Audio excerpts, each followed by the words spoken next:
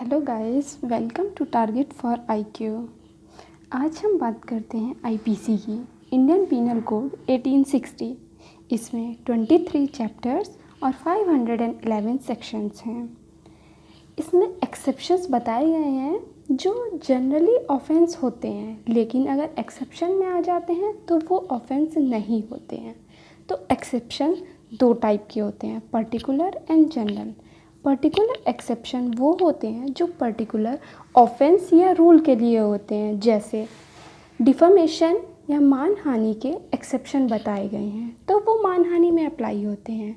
Generally सभी section में apply नहीं होंगे, लेकिन जो जनरल एक्सेप्शन की हम बात करते हैं वो सभी जगह अप्लाई होते हैं, सभी रूल्स में, सभी ऑफेंसेस में। एक्सेप्शंस होते हैं बचाव देना या डिफेंस देना। तो ये आईपीसी के चैप्टर 4 में दिया गया है, सेक्शन 76 से लेकर 106 तक। General exceptions are provided in chapter 4 from section 76 to 106। अब हम बात करते हैं सेक्शन 76 की। सबसे पहले हम इसको एक कहानी की तरह समझेंगे। सेक्शन हम बाद में पढ़ते हैं और पहले एक स्टोरी जान लेते हैं। एक पुलिस ऑफिसर हैं, वो अपने कांस्टेबल को ऑर्डर देता है कि आप इस भीड़ पर गोली चला दीजिए। अगर वो ऑर्डर लीगल है तो कांस्टेबल को डिफेंस मिल जाएगा अगर वहाँ किसी का मर्डर हो जाता है तो। यही चीज़ सेक्शन 76 में बताई गई है और यहाँ पर मिस्टेक ऑफ फैक्ट के बारे में बताया गया है। सेक्शन 76 पब्लिक सर्वेंट पर ही मेनली अप्लाई होता है। अब हम बात करते हैं बेयर एक्ट से सेक्शन 76 पढ़ने की। तो इसमें सबसे पहले बताया गया है act done by a person, ऐसा एक्ट जो एक पर्सन द्वारा किया गया हो इन गुड फेथ, सद्भाव पूर्वक किया गया हो। गुड फेथ का मतलब होता है with due care and caution. ये जो टर्म है गुड फेथ, ये आईपीसी के सेक्शन 52 में डिफाइंड है। ये भी क्वेश्चन प्रिलिमिनरी में आ जाता है, तो आप याद रखिएगा। Good faith is defined under section 52 of IPC. अब बात करते हैं सेक्शन 76 की। Act done by a person in good faith bound by law, ऐसा एक पर्सन जो बाउंड बाय लॉ है या और by mistake of fact believing himself to be bound by law, या मिस्टेक्स ऑफ फैक्ट के कारण समझ लेता है कि वो बाउंड बाय लॉ है और ऐसा एक एक्ट कर देता है जो गुड फेथ में किया जा रहा है, तो वहाँ पर उस पर्सन के एक्ट को ऑफेंस नहीं समझा जाएगा। Nothing is an offence act done by a person in good faith bound by law और by mistake of fact believing himself to be bound by law. अब हम बात करते हैं इसके इलस्ट्रेशंस की। जैसा हमने अभी एक स्टोरी से समझा था, सेम इलस्ट्रेशन है। एक सुपीरियर ऑफिसर अपने सोल्जर को एक भीड़ पर फायर करने का ऑर्डर देता है। वो एक लीगल ऑर्डर होगा क्योंकि उसके सुपीरियर ऑफिसर ने बोला है और कन्फर्मिटी भी होगी with the command of law.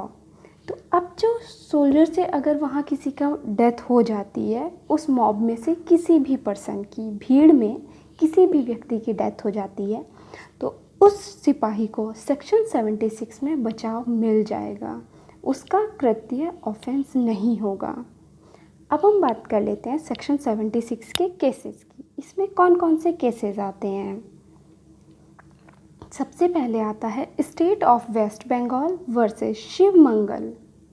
जैसा कि हमने अभी इसका इलस्ट्रेशन देखा, सेम वही इसके फैक्ट हैं।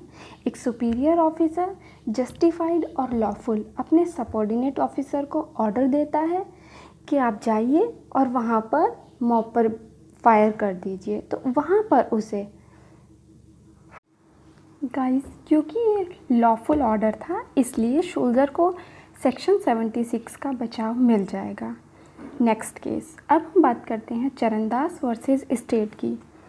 इस केस में बताया गया है कि एक सीनियर ऑफिसर ने अपने पुलिस कांस्टेबल को ऑर्डर दिया कि टेंट में गैम्बलिंग प्ले हो रहा है, गैम्बलिंग खेला जा रहा है, आप उस टेंट पर फायर कर दीजिए।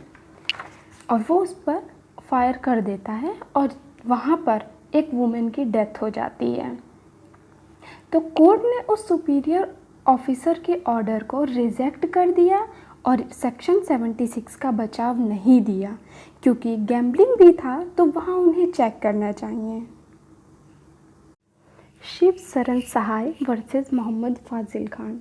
इस केस में भी पुलिस ऑफिसर के ऑर्डर दिया गया था और वो अप्लाई किया गया था, क्योंकि वो लॉफुल था और गुड फेथ में किया गया था, इसलिए उन्हें सेक्शन 76 का बचाव मिल जाता है। तो सेक्शन 76 में हमने देखा act done by a person होना चाहिए, गुड फेथ में होना चाहिए, बाउंड बाय लॉ होना चाहिए। बाउंड बाय लॉ के हमने ये तीनों अभी केसेस देखे। और by mistake of fact believing himself to be bound by law होना चाहिए, कि उसे मिस्टेक हो जाती है, मिस्टेक ऑफ फैक्ट खुद को लॉ के अंडर समझने की। जैसे एक पुलिस ऑफिसर जाता है, कोर्ट से ऑर्डर होता है कि आप ए को अरेस्ट करके लाइए। अब जब वो उस प्लेस पर पहुंचता है तो वो ए को नहीं जानता है, बी से पूछता है ए कौन है, और बी ए खुद था और बता देता है कि सी ए है और उसे अरेस्ट करवा देता है। तो यहाँ पर उसे मिस्टेक ऑफ फैक्ट हो जाता है और उस चीज़ का डिफेंस मिल जाएगा। सेक्शन 77 और 78 हम बाद में पढ़ेंगे, इससे पहले हम बात करते हैं सेक्शन 79 की, क्योंकि 76 और 79 दोनों में मिस्टेक ऑफ फैक्ट की बात की गई है, दोनों काफ़ी सिमिलर हैं। तो सेक्शन 79 को भी हम पहले एक स्टोरी की तरह समझते हैं। सपोज़ आप किसी ऐसे प्लेस पर हैं जहाँ रात में कोई ह्यूमन बीइंग नहीं होता है, एक जंगल में है और सडनली एक आवाज़ आती है कि कोई वहाँ पर है, और रात के 12 बजे हैं या 2 बजे हैं। आपका रिएक्शन क्या होगा? अगर आपके हाथ में कोई भी वेपन होगा तो आप चला देंगे और वो जस्टिफाइड होगा, क्योंकि उस सिचुएशन में अगर कोई भी होगा, रात का माहौल हो, कोई ह्यूमन बीइंग नहीं है और आवाज़ आती है, तो कोई भी उस सिचुएशन में होगा तो वो वेपन वहाँ ऑपरेट कर देगा और मार डालेगा। तो यहाँ पर उसे जस्टिफिकेशन का नाम दिया गया है। अब हम बात करते हैं बेयर एक्ट से। सेक्शन 79 में बताया गया है act done by a person होना चाहिए, एक पर्सन ने वो एक्ट किया हो, इन गुड फेथ हो, सिमिलर जैसे 76 में था वो सद्भावपूर्वक किया गया हो। एक्ट कैसे हो सकता है? या तो जस्टिफाइड होगा, और by mistake of fact believing himself to be justified by law, या वो खुद को समझ लेता है कि ये एक्ट जस्टिफाइड होगा। अब हम बात करते हैं इसके केसेस की। तो इसमें 3 केसेस दिए गए हैं। पहला केस है बोंदा क्यूई वर्सेस एम्परर का। इस केस में क्या था कि जो एक वो व्यक्ति था वो रात को अपना फील्ड के पास सो रहा था और देख रहा था कि कौन यहाँ आता है। रात को कोई वहाँ नहीं था और चेक करता है, जैसे ही वो सो के उठ के देखता है कि उसके बेड के चारों साइड एक नेकेड लेडी हाथ में ब्रूम स्टिक लिए हुए नीचे बोरे जैसा कुछ पहने हुए डांस कर रही है। अब रात का माहौल है, इस तरह के कपड़ों में है, कोई भी डर जाएगा, इसलिए वो उसे वहाँ पर मार देता है और समझ लेता है कि ये एक इविल स्पिरिट है। कोई भूतनी, चुड़ैल एक्सेट्रा कोई भी वर्ड एक इविल स्पिरिट समझ के उसे मार देता है। तो सेक्शन 79 का उसे बचाव मिल जाएगा, क्योंकि उस सिचुएशन में कोई भी होता तो उसका एक्ट भी सेम ही होता। सेकंड केस, अब हम बात करते हैं दाखी सिंह के केस की। इसमें एक पुलिस कांस्टेबल एक चोर को पकड़ने का अटेम्प्ट करता है। वो चोर उसकी कस्टडी से भाग रहा था। अब जब वो भागता है और एक ट्रेन में चढ़ने की कोशिश करता है तो कांस्टेबल फायर कर देता है, जिससे उसे बचाव नहीं दिया जाता है, क्योंकि पुलिस कांस्टेबल या पुलिस ऑफिसर को भी सभी ऑफेंसेस में नहीं अलाउड होता कि आप फायर करिए या उसका इनकाउंटर कर दीजिए। कुछ केसेस होते हैं, जैसे सीआरपीसी के सेक्शन 46 में इसको अच्छे से डिस्क्राइब किया गया है, एक बार आप वो चेक करिएगा।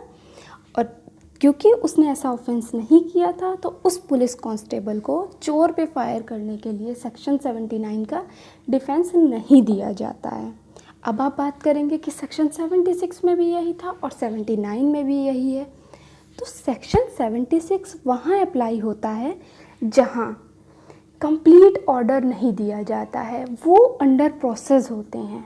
वो केसेस अंडर प्रोसेस हैं, जैसे अरेस्ट का है, समन का है, या बीच का ट्रायल इन्वेस्टिगेशन का पीरियड चल रहा है। तो इस केस में दाखी सिंह को ना तो 76 का बचाव मिला और ना ही 79 का बचाव दिया गया था। अब हम बात करते हैं next case, state of Odisha versus Khoraghasi. इस केस में क्या हुआ था, एक पर्सन रात को अपने खेत देखने के लिए, अपनी फसल देखने के लिए वहीं खेत में सोया हुआ था। जंगल बड़ा था, पूरा खेत ही खेत था सभी वहाँ पर। वहाँ वो देखता है रात को एक शोर आता है अचानक से, और सडनली सोते हुए उठ जाता है कि ये शोर कैसा है। अब उसे एक जानवर, वहाँ से जानवरों की आवाज़ आती है, तो वो डर जाता है और बिना देखे वहाँ पर पहले वो चिल्लाता है कि कौन है, और बिना चेक किए हुए वहाँ पर वो अपनी वेपन से एरो वहाँ पर छोड़ देता है, एरो से शूट कर देता है। लेकिन उसने आवाज़ें भी दी थी, तो उसने प्रॉपर केयर और क्वेश्चन के यूज़ किया है। एक्ट डन बाय ये पर्सन भी है, इन गुड फेथ भी है और जस्टिफाइड भी है, क्योंकि अगर उस सिचुएशन में कोई भी होगा, रात का सीन है, आप वहाँ पर हैं और सडनली जानवरों की आवाज़ आने लगती है, तो वहाँ पर वो उसे देख के जब तीर छोड़ देता है, जब वो देखता है कि वहाँ से एक ह्यूमन बीइंग आ रहा है इंजर्ड होकर, तो उसे सेक्शन 79 का बचाव नहीं दिया जाता है, क्योंकि उसने चेक नहीं किया था। लेकिन यहाँ उसे सेक्शन 80 का डिफेंस दिया जाता है। 80 में एक्सीडेंट माना जाता है, क्योंकि वो चाहता नहीं था कि इंसान को मारे, लेकिन उसकी इंटेंशन तो थी, क्योंकि उसने एरो को वहाँ शूट किया था। इसलिए उसे सेक्शन 79 का बचाव ना देकर सेक्शन 80 का दिया गया, क्योंकि अगर उस सिचुएशन में कोई भी होता है तो उसका सेम एक्ट ही दिया होता है, इसलिए वो जस्टिफाइड बाय लॉ होता है। तो सेक्शन 76 और 79 आप ये डिफरेंस समझ गए होंगे। वहाँ पर mistake of fact believing himself to be bound by law है, और 79 में दिया गया है mistake of fact believing himself to be bound justified by law. अब हम बात करते हैं सेक्शन 77 की। सेक्शन 77 में एक्ट ऑफ जज बताया गया है। जब वो जुडिशली एक्टिंग कर रहा है तो उसके द्वारा किया गया एक्ट ऑफेंस नहीं होगा। सिंपल सा है, ये जजेस पर अप्लाई होता है जब वो एक्टिंग जुडिशियली कर रहे हो। व्हेन जजेस acting like judicially in good faith exercise their power, अपनी पावर का यूज़ कर रहे हैं या बिलीव करते हैं कि ये लॉ से हमें मिला हुआ है, तो जजेस के एक्ट को ऑफेंस नहीं माना जाएगा। तो डायरेक्ट ये भी क्वेश्चन आ जाता है प्रिलिमिनरी में, जजेस के लिए कौन से सेक्शन में डिफेंस दिया गया है, तो सेक्शन 77 में दिया गया है। नेक्स्ट सेक्शन, अब हम बात करते हैं 78 की। 76 हम पढ़ चुके हैं, बाउंड बाय लॉ होता है। 79 हम पढ़ चुके हैं, जस्टिफाइड बाय लॉ, और 77 अप्लाई होता है जजेस पर। नेक्स्ट सेक्शन हम बात करते हैं 78 की। 78 में बताया गया है ऐसा एक्ट ऑफेंस नहीं होगा। सबसे पहले आप इन चारों सेक्शन में देखे होंगे नथिंग इज़ एन ऑफेंस, कि वो एक्ट अगर नॉर्मली किया जाता तो ऑफेंस होता, लेकिन इन सेक्शन में आ रहा है, एक्सेप्शन में आ रहा है, इसलिए ऑफेंस नहीं है। ऐसा एक्ट जो कोर्ट के जजमेंट या ऑर्डर के लिए किया गया है वो ऑफेंस नहीं होगा, लेकिन इसके लिए दो कंडीशन है। जो जजमेंट या ऑर्डर होगा कोर्ट का वो रिमेन इन फोर्स होना चाहिए और ज्यूरिसडिक्शन होना चाहिए। कोर्ट का ज्यूरिसडिक्शन भी यहाँ रिक्वायर्ड है और वो गुड फेथ होना चाहिए। जैसे कोई आप भी ये प्रियंका रेड्डी और इन निर्भया के चारों के जितने भी एक्यूज थे उनको फांसी दी गई थी, तो अब आप उस फांसी देने वाले पर केस नहीं कर सकते हैं कि आपने इन चारों का मर्डर किया है, क्योंकि वो इन परसुएंस ऑफ कोर्ट की जजमेंट या ऑर्डर है। क्योंकि वो जजमेंट था इसलिए उसने ऐसा किया था और वो गुड फेथ में किया गया था। तो अब 78 अप्लाई होता है और 76, इन दोनों के डिफरेंस को समझिए। 76 कंप्लीट जजमेंट या ऑर्डर पर नहीं होता है और 78 जब कंप्लीट जजमेंट या ऑर्डर आ जाता है तब अप्लाई होता है। Thank you guys. अगर आपका कोई भी क्वेश्चन है तो हमें कमेंट कर सकते हैं और प्लीज़ बताइए आपको कैसा लगा, and like comment and share. Thank you guys.